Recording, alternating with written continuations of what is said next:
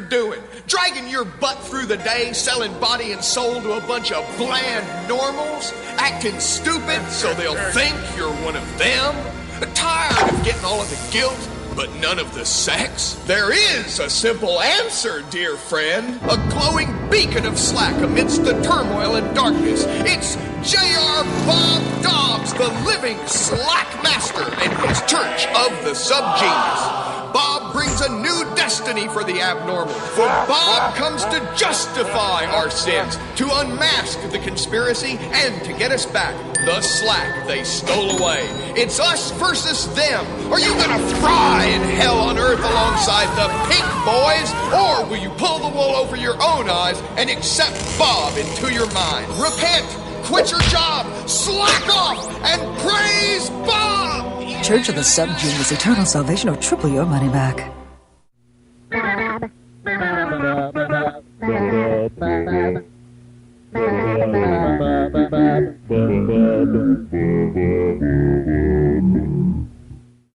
Praise Bob. The Fates have brought you into possession of a Subgenius instructional video barrage tape. Prepare yourself.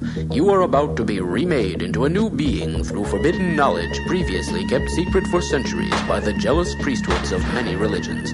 Caution. Improper viewing techniques may lead in some persons to dependency, seizures, cranial fits, priapic conditions, micturition, sternutation, subtle glandular mutations, and in some territories, legal arrest. However, if the viewer follows instructions and trusts completely in Bob, this tape can produce an unsurpassable beatific experience that can last for hours, days, weeks, possibly even centuries. This videotape bears a patented Dobbs-Drome PowerShell time code, which may cause some home video decks to react unpredictably. Although only a small percentage of playback systems or their owners have suffered permanent damage from this signal, the Subgenius Foundation Incorporated is not responsible for injuries or damages inflicted by paranormal events during tape play mode. The tape also contains a subliminal hypnopediatrics trance-inducement tone, operating beyond the range of human perception. However, pets in the viewing room may exhibit unusual behavior, as may small children and certain less evolved adults. If such behavior anomalies last more than 2 days after viewing, consult a physician. However, this brainwave enfolding signal is generally harmless and should actually enhance your learning abilities during the program. Special interactive holosonic stereo effects produced on the Altomate cerebral sync lock interocitor are designed to trigger stem cleavage or brain division between the forebrain and hindbrain. Using newly discovered break-thinking principles, the viewer's brainwaves are locked into synchronization with the tape's underlying suggestions by means of neuroelectric pulses. Plant growth and gas mileage of nearby automobiles may be affected. For the unworthy, this tape may be a one-way ticket down a bottomless mental pit from which there can be no escape. In unreceptive viewers, there is a danger of synaptic backfire in the brain pan, caused by overheating of the attention gland. This dense packing of brain cells without proper organic coolants, such as FROP, has been blamed for 3 recent cases of spontaneous human combustion. Do not over-medicate. High dosages have so sensitized the third nostril receptors of some viewers that they were unable to stop seeing the tape even after it had been turned off. This tape is to be used only by the person to whom it is prescribed. Do not operate a motor vehicle following viewing. Do not operate heavy farm machinery at speeds over 70 miles an hour.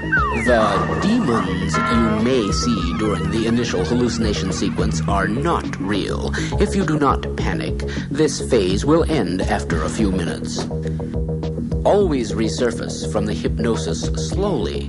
Coming out of the tape has been likened to a total rebirth process, if managed successfully. If you have trouble re-entering the Earth plane, focus on Bob and chant his name until you remember your own.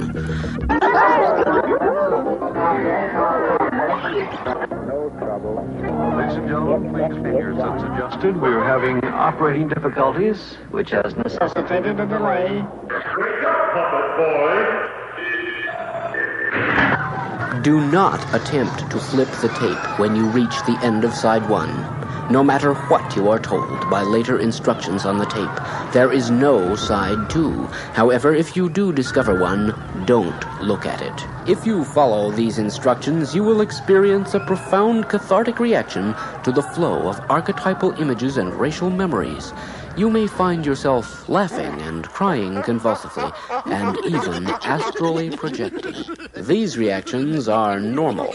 Enjoy them. Bob? That's your key phrase. It will trigger the entire message without your being aware of it. 3, 2, and 1. Now to continue with the tape recording.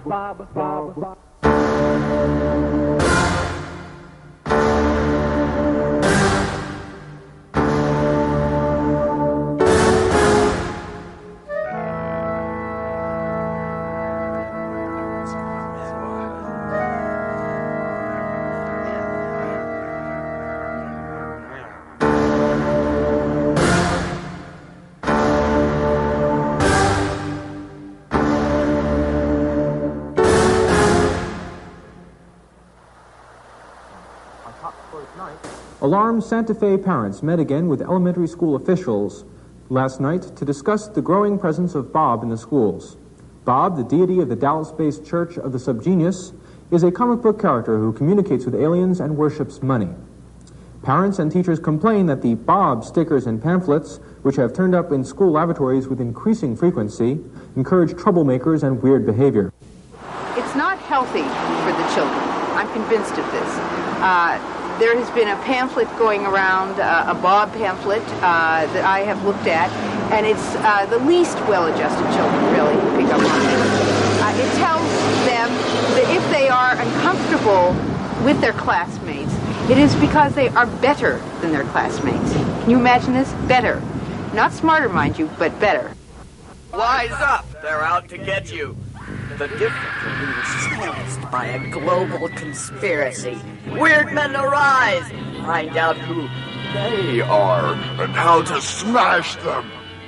You probably already knew that the U.S. government is a sham, something propped up there for you to blame. But did you know that the real powers that be are not even people? That they are actually shambling, unbelievable, unmentionable, unthinkable things? Yes, Jehovah is an alien and still threatens this planet! Defy the sinister star forces which mock us all. Evil demons have kept the truth from humanity for thousands of years. God has been misquoted all this time.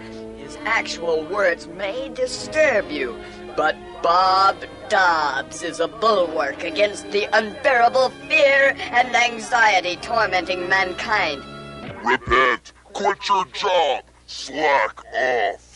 The world ends tomorrow and you may die. A 6 million year cycle will end in 1998. Dobbs sees the world entering a new aeon, which, in a few years, will bring more wondrous and miraculous change and carnage, insanity, and destruction than all of mankind's history and prehistory before it. Bob brings a new destiny for America, a time of cataclysmic economic change that will offer untold riches and power to those in the know, while billions of deserving conspiracy dupes fry in hell on Earth. Uncontrolled thinking, controlled by Bob, will usher in a spiritual rebirth and a cascade of astounding mysteries, supernatural riches, and a restoration of lost psychic abilities that will totally transform the lives of those who dare to seek them and pay for them. That's right. You're lucky to live in the end time. Here's my money, Bob! Now, at last, the step-by-step process is revealed. This is it. The only faith that promises action, thrills, success in sex and business. Bob is a way of life to millions, yet half of them don't even know it. He's the one true living slack master with the spiritual know-how to help you bash through the locked doorway to financial heaven. He is the one real shortcut to slack. Now, see another dimension on your TV. Yes, fear the stark fisted removal no longer. Become physically attractive overnight. Attain status, luck, prosperity by blowing them off. Bob's promise is to widen the scope and nature of abnormal behavior, to explore new ways of going over the edge, and coming right back. Plus, to bring back those who couldn't make it on their own. To help you create the highest possible earnings from the psychodynamics of abnormality. To turn conspiracy-implanted personality disorders around. And channel them into an illusion of creativity that will fool normals and get you sex.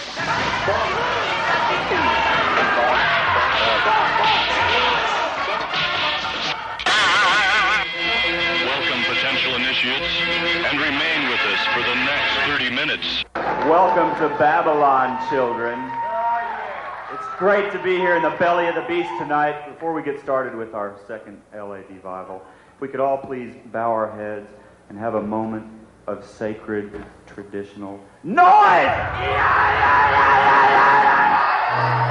Little realized, even by leading scientists, there are really two races, actually two distinct species of so-called human beings.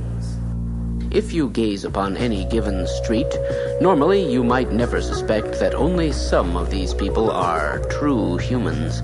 Outside appearances offer no clue that among this ordinary-looking crowd, on an ordinary day, a certain number of these people are actually subgeniuses. We would have to creep inside their heads to know whether this person or that carries the rare subgenius gene. But once inside those heads, we would discover a vast new universe, a new dimension, coexisting not always in harmony alongside the mundane workaday world of the common human. Another world that until now has been forced into hiding. Now at this very moment, the veils of secrecy can be torn aside. We, the persecuted, may now dare to raise our heads high and declare, "Behold us! For we are the subgeniuses."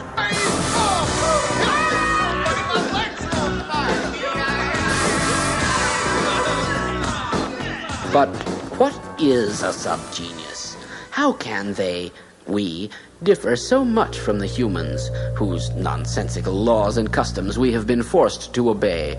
Why have so many of us been kept in ignorance of our true heritage, a heritage that dates back farther than man is thought to have existed?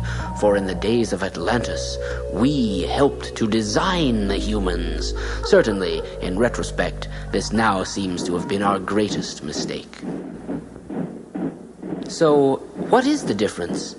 Examine this seemingly docile crowd and know that in some few, simmering beneath a placid surface, there broils a veritable cauldron of repressed subgenius awareness, ready at any moment to explode outward, often with catastrophic results.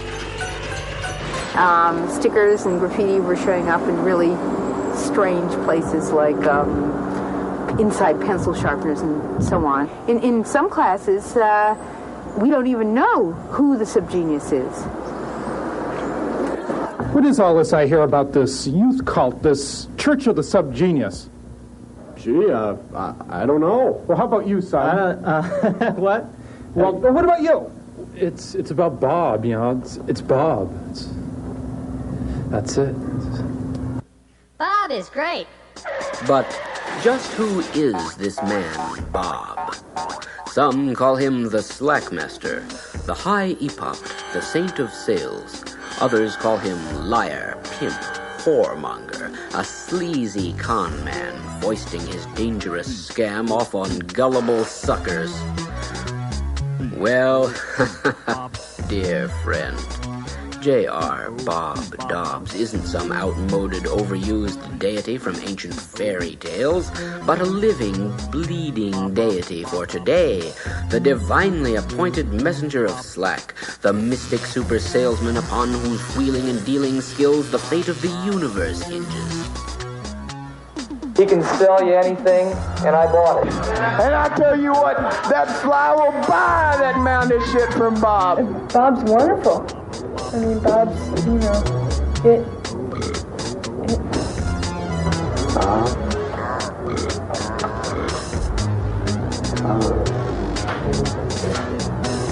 Bob is fill in the blank. Bob is fill in the blank. The Bob that can be described is not the true Bob.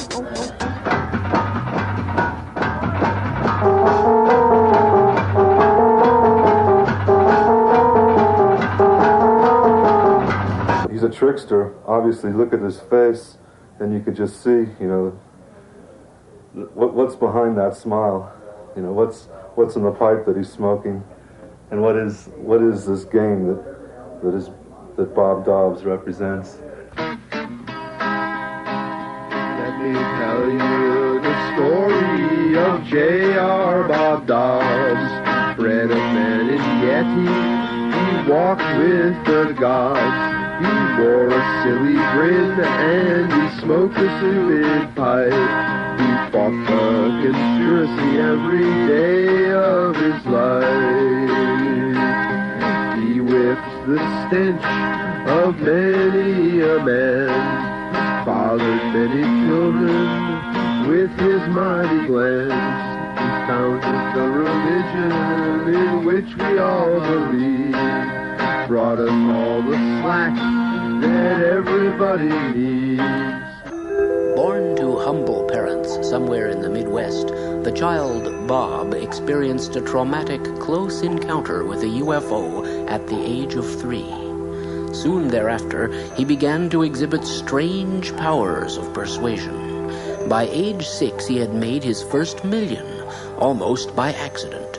In college, he met and married his first and still his primary wife, Connie, who is now revered by female subgenii as the blessed anti-virgin. With Connie's encouragement, the young Dobbs became a salesman of legendary, almost frightening abilities, known to his peers as the man who could sell anything. He worked his way up to the very top of the conspiracy ladder and might have stayed there. But late one night in 1953, while working on an amateur television of his own design, an event occurred which was to become a milestone on man's mind path to slack. He was suddenly seized up in the spirit by the hand of Jehovah One itself, the cosmic puppeteer of the Old Testament, the wrathful alien space god from some corporate sin galaxy. In this timeless moment, which we call the divine immaculation of the Bob, Dobbs received the first of countless brain-curdling pronouncements which form the sacred prescriptures of the Church. He was shown a vision, a world where all humanity was equally wealthy, rich beyond imagining, but without working. This experience, combined with his UFO-given sales magic, led him inevitably into the religion field. He quickly discovered the golden rule embodied in his classic saying, "They'll pay to know what they really think." The true subgenius can learn to think for himself, but only Bob can show him how. And so, Bob Dobbs founded his church upon a sandy beach of common sense, sense of humor, and dollars and cents. A likely story, you say, but it's simple, really. Bob is lucky, not smart. In fact, by the perverted conspiracy standards of intelligence, he is gifted with incredible stupidity. He lives in a perpetual state of contracted consciouslessness. This enables him to act without thinking, to surf effortlessly on the luck plane, to float down the fabled path of least resistance. In fact, to make $1 million every time he screws up. Thus, it is not his wisdom, but his divine follies, his holy blunders which we emulate. The miracle is not in what Bob does to you, but in what he allows you to do to yourself. He brings the student to the realization that everything you know is true. Under the conspiracy, you're being ripped off every day, but you can learn to enjoy it.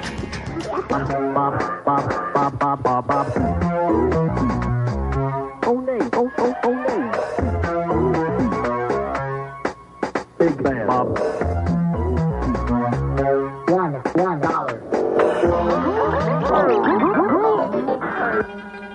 He called his seminars instant instructions for those who follow no master. He journeyed to Tibet, and under ancient holy men he perfected the arts of glandscaping and acute beating. He also began modeling for hundreds of magazine ads, leaving early clues of his presence. These old ads are the only known photos of Dobbs, for he otherwise remains elusive, shunning both the spotlight and the authorities. In 1979, he recruited two randomly selected nobodies, Dr. Philo Drummond and Ivan Stang, to begin a public outreach arm and begin spreading his seed word of slack. Basically, the church is so omnipervasive and so full that we could not possibly get into the dogma in any less than 3 or 4 hours. This will outline everything, clear and concise detail, easy to read, keep it near you, and we promise that any answers that you need will be found in this little handy little pamphlet right here. $1 for salvation. $1. Let's look at the word subgenius. It does not simply mean just below a genius. Sub-G intelligence level can range far, far below genius. Because it ain't the intelligence that counts, it's what you do with it. One idiot inventing one good joke is worth 1,000 scientists making A-bombs, according to Bob. The subgenius does not pretend to super-knowledge, but to sub-knowledge, knowledge of the under-things, the hollow earth from whose darkness issue the Nazi hell creatures and other demons of the abyss. It is in contemplation of the under-things, the underwear lurking just below the clothing of existence that the subgenii display what genius they have. The study of this substratum, the foundation garment underlying reality, is the subgenius's strength, for it is from this source that he or she taps the infinite resources of a force that is completely incomprehensible to humans. The force of slack. The first rule of the Church of the Subgenius is the subgenius must have slack. What must he have? What must he have? What must he have? What must he have? What must he have? What must he have? He must have slack. Now, slack is what the conspiracy wants to take away from us. Slack is what the conspiracy wants to deprive us of. Slack is our way of grabbing life by the lapels and screaming at it. Slack, what is it? Well, if you have to ask, you will never know. You were born with original slack, an infinite supply of it. But the conspiracy has most of it now. They don't even know what it is, but that hasn't stopped them from stealing it away. How do you think you ended up a slave to their so-called work? You know how your brain stem goes down into your spine here, and how the conspiracy puts these piano wire ropes and things and pulls it real tight until you can't think and you stay red all the time? The point of the church is to unknot those knots, get the piano wire from around your neck, and make life wonderful. The conspiracy is a patchwork of different things. Some are nations, some are products, some are hypnotic television shows, some are bad pills. Now there's a distinction. There's good pills and there's bad pills. There's a good Bob and there's a bad Bob, right? Okay. And the conspiracy is the bad Bob, the bad pills, the bad TV shows, and anything that, you know, is keeping you from realizing that you got to get right with Bob. It's the human condition. It's things falling apart. It's fat ladies in double knit jumpsuits beating their kids in Kroger's. All of America has a strange idea of just what slack is. They think you can buy it. Actually, slack for 3/4 of the world is a good dinner. But here it'll be funny, ain't it? Yeah. 3,000 kids starving to death in Mexico City every day. Big joke! Conspiracy, a big joke. Slack, that must be a big joke too. And oh, he's too good to be true. True slack is by definition indefinable. It is a kind of direct perception, unfettered by common sense. It is not mere laziness. It is rather a kind of active sloth. Slack in its pure form makes happiness seem like agony by comparison. Next to slack, the nirvana known to mystics and saints is like endless torment. Slack is different for each person. One might call it something for nothing. But the normals, the mediocritans, the somnambulacs, and pseudo-subslans have tried to make it something which we have been led to believe we must work to buy. It is this yearning for slack that separates us from the normals. The human may live out his entire life in a grinding cycle of slacklessness, his hours consumed by meaningless toil, interspersed with meaningless leisure. Yet he never feels cheated. He thinks it is natural. Perhaps we should pity them, but face it, most people are venal jerks, half-witted cattle, racing each other to be first to the slaughterhouse, and stampeding you along with them.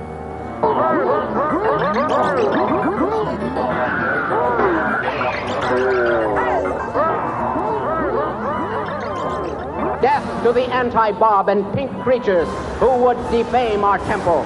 Death! Death! I was feeling kind of depressed. And I went over to my friend Rick Maverick's house. And I was kind of down, and I just went in there, and he showed me, he had written out, "Have a nice day," in the skulls of normals that he had decapitated.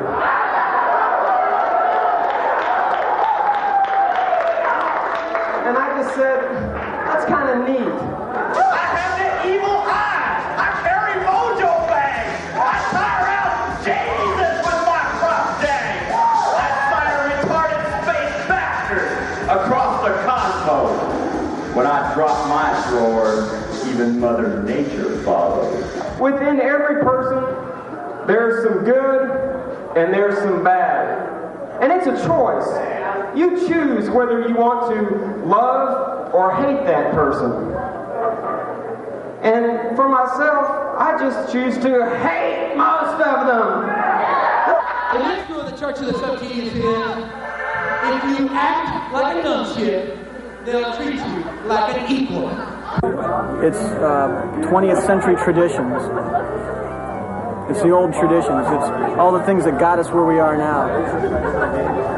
It's Christ without a penis.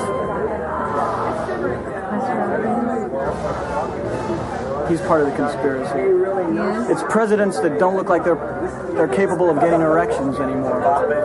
That's the conspiracy. The conspiracy is a real, living, breathing, fiendish entity. It wants you, children. Oh, it wants you bad. The worst crime that ever was is the easiest to commit. The worst crime is serving the conspiracy. What good do brains do you today, children? My God, children, how are you going to earn a living if you have to think about what you're actually doing? How are you going to contend with society the way it is if you actually have to think about the issues it confronts you with? How can you stand the pressure the conspiracy grinds you down with if you actually have to think about that pressure?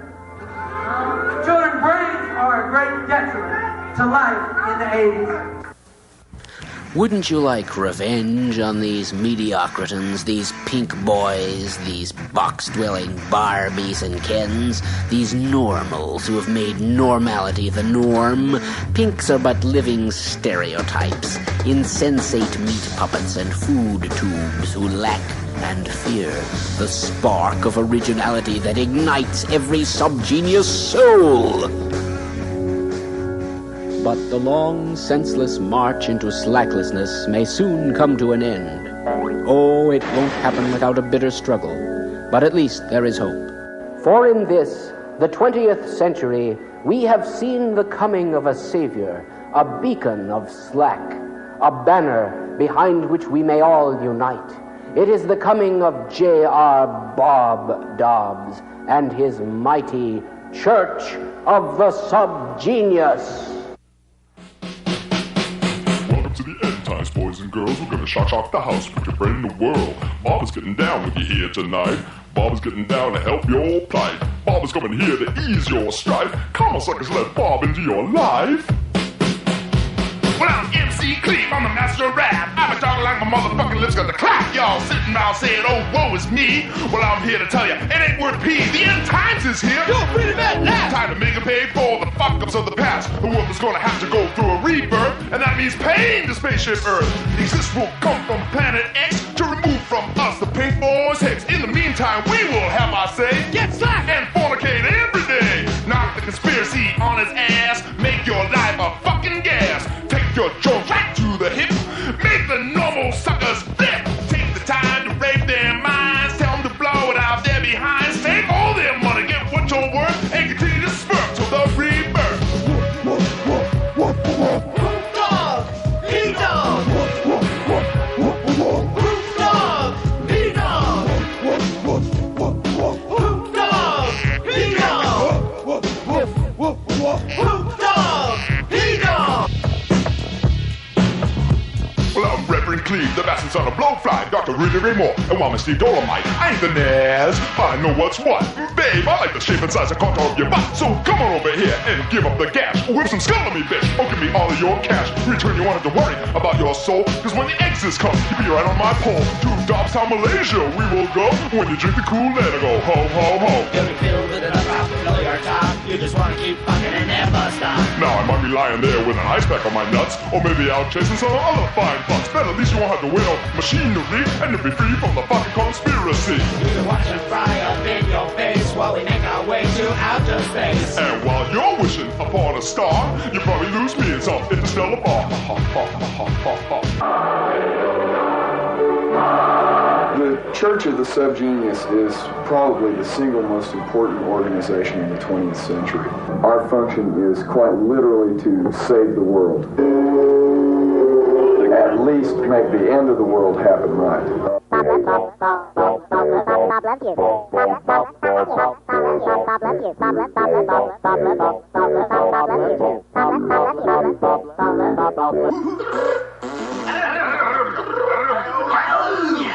You'll fry unless you find Bob, and you better find Bob right now. The people really need to be able to understand things very quickly, and the Church of the Subgenius, I think, confuses them. Confusing, isn't it? I want to remind you the great words of J.R. Bob Dobbs. I don't practice what I preach, because I'm not the kind of man I'm preaching to. Thank you, children. Thank you. Is there a typical subgenius? Of course not. The very thought is a blasphemy. The only thing that most subgeniuses have in common is that they're all different, and they have nothing in common with the conspiracy of the normals. By definition, the Church of the Subgenius can't really exist because it's an organization for people who are not joiners. Eccentrics, unpredictables, true visionaries. Let us observe a few examples using the hidden camera. It was in the first 30 issues of 9-inch Worm Comics, and I think in 14 issues of 4.5-inch Worm Comics. Is this man a subgenius? 15 7-Eleven comics. Those aren't the comics you buy at 7-Eleven. It's the adventures of a 7-Eleven. They have a person that works at 7-Eleven that just writes down everything that happens. They draw them up, and the whole comic is shaped like a big 7-Eleven. It's three-dimensional, and they've got the idea from a flying saucer that was shaped like a 7-Eleven that flew over one night. It was a UFO believed to be a subgenius, obviously. The speech patterns are unmistakable. And here is another one. And here is another one. And here is another one. But what of this man? All very different, yet all subgeniuses. They share only the quest for slack and the love of their beloved spiritual teacher, the living avatar of slack, J.R. Bob Dobbs.